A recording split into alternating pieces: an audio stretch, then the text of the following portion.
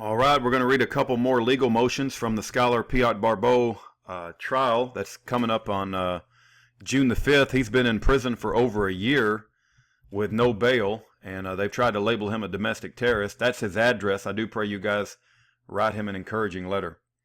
But let's get right to the motions. Okay, this is in this particular video, we're going to read document 43 and document 64. 43 is simply a one-page document.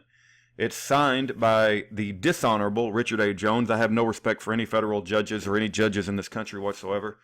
But it basically grants the government's motion, and it says the court, having considered the government's motion in limine, and there being no opposition filed, hereby rules that the defense is precluded at trial from arguing that Barbeau, 1, had a Second Amendment right to possess the firearms in question, 2, acted with legal necessity, and 3, should be acquitted because he did not believe it was illegal to possess the firearm in question, dated this 29th day of July 2016.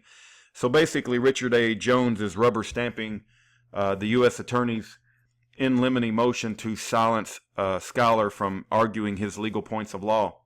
If we go on to, this is document number 64, United States of America versus Schuyler Barbeau.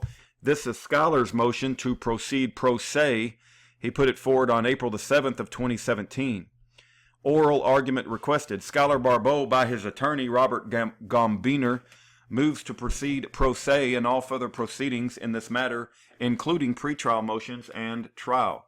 The motion is made pursuant to the Sixth Amendment of the United States Constitution and Pyatte versus California, 422 U.S.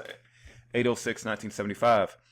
Mr. Barbeau has informed me that about 10 days ago, he sent a letter to the court requesting that he represent himself. Mr. Barbeau gave me this information shortly after he sent the letter.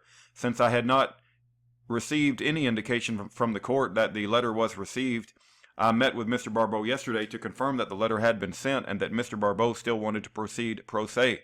I was informed that Mr. Barbeau did mail the letter, and he still wants to exercise his right to self-representation. I am therefore moving for a hearing at which the court can conduct the necessary Pyatte colloquy and then allow Mr. Barbeau to represent himself, dated this 24th day of March 2017. Respectfully submitted Robert Gombiner. This is order allowing defendant to proceed pro se, United States of America versus Schuyler Barbeau. The court, having considered defendant's motion to proceed pro se and having conducted a colloquy with defendant, now orders the defendant shall be allowed to proceed pro se in this matter.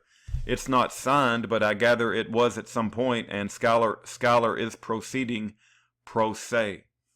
So that's docket numbers 43 and 64. That's his address. I pray you guys write him a letter. God bless everyone in.